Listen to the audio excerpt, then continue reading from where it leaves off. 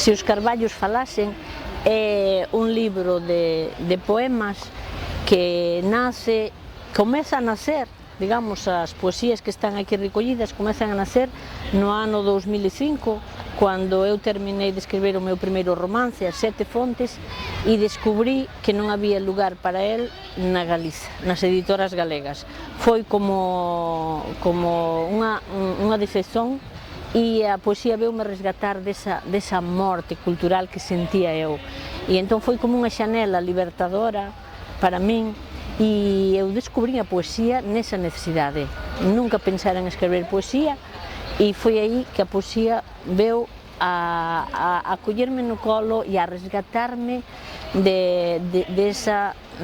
profunda tristeza de ver que non había sitio para un romance profundamente tradicional, da cultura tradicional, na miña terra. Ter os poemas todos xuntos nesta casiña, que é unha fotografía que a miña filla fixo da miña aldea natal, e é unha casiña para ter todos os poemas prontos para me acompañaren polos camiños, pola vida e polos recitais polos que quero ir, levar estes poemas en concreto. O conteúdo, a súa trascendentalidade ou universalidade ben definida, como debe ser, non porque sexa unha obra abranxente de todo o universo, senón pola profundidade a que é capaz de ir nos poemas, e as raíces, por suposto, vai ás raíces. E, como dicía Miguel Torga, recollendo as súas palabras, o universal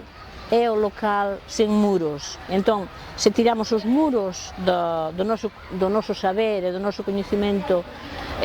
local, faise profundamente universal, e aí vai ser máis universal cuanto máis profundo e persoal e esencial sexa, pois facéndoo con o máis profundo amor polo propio,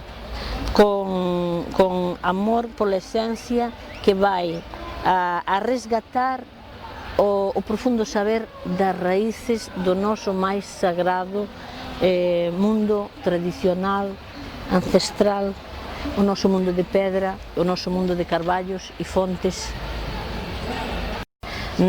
Foi acollido ben en todos os lugares nos que foi apresentado. Tal vez foi mellor acollido nos Azores que en Santiago de Compostela, mas foi acollido ben en toda a parte. Nos Azores foi acollido como un libro de literatura propia, e con montes de persoas nos lanzamentos, en Lisboa e en Braga, no Porto, en Seia, nos lugares que foi apresentado, foi acollido como un libro de literatura en lingua portuguesa, lusófona e universal.